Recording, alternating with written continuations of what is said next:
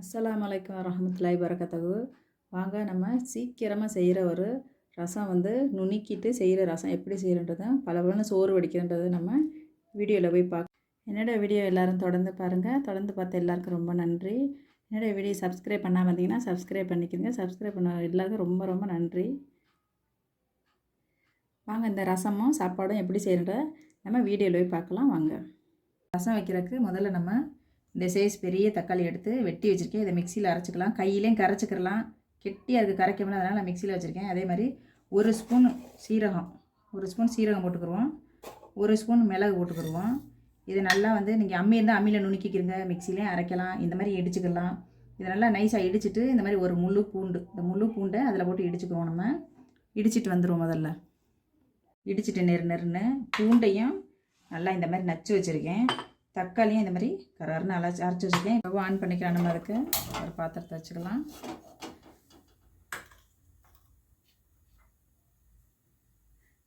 எண்ணெய் கொஞ்சம் ஊற்றிக்கிடுவோம் ரசம் தாளிக்கிறதுக்கு. இது நம்ம பொடி வச்சு செய்ய போல் இந்த மாதிரி அவசரமாக நம்மளுக்கு வேணும்னா பொடியெல்லாம் அரைக்க முடியாது. இந்த மாதிரி இடித்து சீக்கிரமாக செய்கிற ரசம் தான் இது. சட்டி சுடாயிடுச்சு. இப்போ நம்ம ஒரு அரை ஸ்பூன் கடுகு போட்டுக்கணும். அதில் போட்டு ஒரு 4 காஞ்ச மிளகா கிள்ளி வச்சுருக்கேன், அதையும் நம்ம அது கூடயே போட்டுக்கிடுவோம். பூண்டை இடித்தோம்ல, அந்த பூண்டை நம்ம இதில் போட்டுக்கிடுவோம். வாசனை சூப்பராக இருக்கும். பூண்டையும் இந்த மாதிரி போட்டுக்கிடுவோம். மிளகு சீரகம் இடித்த பவுடரையும் நம்ம அது கூடவே சேர்த்துக்கிடுவோம். மஞ்சத்தூள் ஒரு 4 ஸ்பூன் மஞ்சத்தூளையும் அதிலே போட்டுருவோம். போட்டுட்டு நம்ம இந்த அரைச்ச தக்காளியையும் அதிலே ஊற்றிடுவோம். திருப்பி கொஞ்சமாக தண்ணி அதிலே கழுவி, கொஞ்சமாக தண்ணியும் கழுவி இந்த ஜார் கலந்த தண்ணியையும் நம்ம அதிலே ஊற்றிடுவோம். இது கொஞ்ச நேரம் கொதிக்கட்டும். நம்ம கொஞ்சம் நேரம் கொதித்த உடனே தான் நம்ம புளியை ஊற்ற போகிறோம். இப்போ இந்த நேரம் கொதி வருது, தக்காளி நல்லா கொதிக்கட்டும். தக்காளி கொதி வாசனை வரும்போது ஒரு கை கருவேப்பிலை இப்போ போட்டுக்கிடுவோம். கடைசியாக கொஞ்சம் கருவேப்பிலை போடணும். இந்த மாதிரி போட்டுக்கிடுவோம், நல்லா வாசனையாக இருக்கும். கண்டிப்பாக இந்த ரசம் செஞ்சு பாருங்கள். அவசரமாக செய்யணுன்னா சீக்கிரம் நுணுக்கிட்டு அம்மிலேயோ மிக்சிலேயோ வரலையோ நுணுக்கிட்டு இந்த மாதிரி செய்யுங்க. இது கொதிக்கட்டும். கொதிச்சோன்னு நம்ம புளி ஊற்றும். அதுக்குள்ளே நான் ஒரு காப்படி அரிசி சோறாக்குற அளவு சொல்கிறேன். ஒரு காப்படி அரிசி எடுத்திங்கன்னா நல்லா ஒரு தண்ணியில் 1 மணி நேரம் ஊற வச்சுருங்க. புழுங்கல் அரிசி, சாப்பாட்டு அரிசி, காப்படி அரிசி எடுத்துக்கிறங்க, ஊற வச்சுக்கிறங்க. கல்யாணம் ஆகி புதுசாக போகிற பொண்ணுங்களுக்காக நான் இந்த டிப்ஸை சொல்கிறேன். காப்படி அரிசி எடுத்தீங்கன்னா ஒரு 3 செம்பு தண்ணி ஊற்றுங்க. அரிசி ஊற வச்சுருக்கேன். 1 மணி நேரம் ஊற வைங்க. அப்போ தான் அந்த மூட்டை அரிசிலாம் 1 மணி நேரம் ஊற வச்சா தான் நல்லாயிருக்கும். அது மாதிரி மோர் செம்பு இருக்குது பார்த்திங்களா, அந்த மோர் செம்பில் 3 செம்பு தண்ணி ஊற்றி அதை கொதிக்க வச்சுக்கிறோங்க. கொதிக்க வச்சுட்டு நம்ம அரிசியை போட்டு சோறு வடித்தோம்னா சூப்பராக சோறு பளபளன்னு நல்லாயிருக்கும் சோறு. அதுக்கு நம்ம இப்போ பக்கத்தில் தண்ணி கொதிக்கட்டும். தண்ணி கொதிச்சோன்னே தான் அரிசி போடணும். அதுக்குள்ளே நம்ம ரசம் கொதி வந்துருச்சு. இப்போ நம்ம புளி இந்த அளவு இப்படி கையில் பிடிச்சிங்கன்னா நல்லா ஒரு புளி அதை நான் கரைச்சி வச்சுருக்கேன். இது நல்லா கொதிச்சிருச்சு. இப்போ இதில் அந்த புளியை நம்ம ஊற்றிடுவோம்.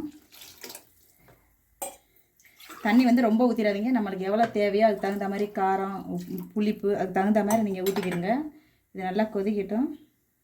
கொதிக்க மலமலன்னு வரட்டும். அது இந்த மாதிரி நுரக்குட்டி வர நேரத்தில் நம்ம கொஞ்சம் பெருங்காயத்தூளை இப்படி போட்டுக்குருவோம் மேலே. ரொம்ப வாசனையாக இருக்கும். பெருங்காயம் ரொம்ப நல்லாயிருக்கும். இது மாதிரி நல்லா பெருங்காயம் ஒரு அரை ஸ்பூன் பெருங்காயம் போட்டுக்கிறோங்க. கொத்தமல்லி தழை கொதிக்க விட்டுறாதீங்க ரசத்தை. சப்போஸ் அதை கொதிச்சிட்டாலும் ஒரு அரை கிளாஸ் தண்ணி ஊற்றிடுங்க. அந்த கொதி அடங்கி ரசம் கடுக்காது. அந்த மாதிரி பண்ணிடுங்க. அவ்வளோதான், நம்ம ரசம் ரெடி ஆகிடுச்சு. ஆனால் உப்பு இப்போ அடுப்பு ஆஃப் பண்ணிடலாம். இந்த மாதிரி மொழுன்னு வருது. இந்த மாதிரி வரும்போது அடுப்பு ஆஃப் பண்ணிடுங்க. உப்பு நீங்கள் சாப்பிட போகும்போது போட்டுக்கங்க. இப்போ போடாதீங்க. உப்பு போட்டிங்கன்னா ரசம் கடுத்து போகும். அவ்வளோதான், நம்ம சூப்பரான ஒரு ரசம் ரெடி ஆயிடுச்சு. அடுத்தது நம்ம சோறு வேகிறத பற்றி நம்ம சொல்லுவோம். தண்ணி கொதி வந்துருச்சு. இப்போ நம்ம அரிசி தண்ணியில் சேர்த்துடலாம். பிஸ்மில்லா. இப்போ நம்ம இந்த அரிசி எல்லாத்தையும் சேர்த்துட்டு கொஞ்சம் கல் உப்பு அதில் போட்டு சோறு கொதிக்கிற வரை வெயிட் பண்ணுவோம். இந்த மாதிரி கொதி வரப்போகுது. அந்த டைமில் நம்ம கொஞ்சமாக உப்பு போட்டுக்குவோம். அப்போ தான் சோறு நல்லா ருசியாக இருக்கும். உப்பு போட்டு ஸ்டவ்வை நம்ம ஸ்லோ பண்ணிக்கலாம். அரிசியை கிண்டி விட்டுக்கிறோங்க. அடியில் உட்காந்துருக்கோம். அரிசி கிண்டி விட்டுட்டு அடுப்பை ஸ்லோவில் வச்சுட்டு நம்ம அப்படி மூடி வச்சுட்டு கொஞ்சம் நேரம் வெயிட் பண்ணுவோம். பொங்கி ஊற்றிடாமல் பார்த்துக்கிறோங்க. சோறு எந்த அளவுக்கு வெந்திருக்குன்னு நம்ம பார்ப்போம். 7 நிமிஷம் ஆகுது. நான் ஸ்லோவில் தான் வச்சுருந்தேன். 7 நிமிஷம் ஆகுது. எந்த அளவுக்கு வெந்திருக்குன்னு பார்ப்போம் நம்ம சாப்பாடு. ரசம் சோறு இருந்தால் கொஞ்சம் குழைய வச்சுக்கிறோங்க. மித்தபடி கறி சாம்பார் அப்படின்னா சாப்பாடை வந்து இப்படி தொட்டு பாருங்கள். தொட்டு பார்த்தீங்கன்னா நல்லா வெந்திருக்குது சாப்பாடு. இப்போ நம்ம இதை வடித்து விட்ருவோம். சாப்பாடை நல்லா வெந்திரிச்சு போதும். இப்போ நீங்கள் ரசம் அப்படி செய்கிறீங்கன்னா இன்னும் கொஞ்சம் குழைய வச்சுக்கிறோங்க. ஒரு அரிசி புதுசு பழசு இருக்கும், அதுமாதிரி கொஞ்சம் பார்த்துக்கோங்க. ஒரு 5 நிமிஷம் பொறுத்து பாருங்கள். இது கொஞ்சம் பழைய அரிசி, அதனால் இன்றைக்கி ஒரு 7-8 நிமிஷம் சென்று நான் பார்த்துருக்கேன். கரெக்டாக வெந்திருக்கு. நம்ம இப்போ சோத்தை வடித்து விட்ருவோம்.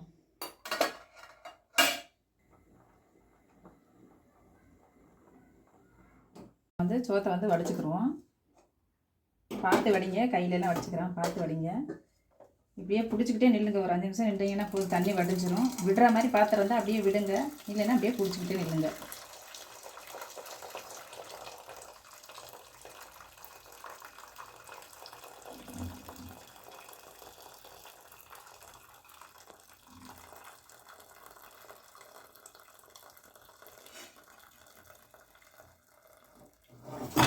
இப்படியே விட்டுட்டிங்கன்னா அப்படியே கொஞ்ச நேரம் வடியும். கொஞ்ச நேரம் பிடிச்சிக்கிட்டே நில்லுங்க. ஒரு சில சில்வர் பாத்திரங்கள்லாம் வலிக்கிட்டு போகும். இப்போ நம்ம தண்ணி வடிஞ்சிருக்கோம். சோத்தை நிமித்திடலாம். தண்ணி பாருங்கள் சூப்பராக வடிஞ்சிருச்சு. இப்போ வந்து பாருங்கள் சூப்பராக சோறு பழம் வடித்தாச்சு. அவ்வளோதான்.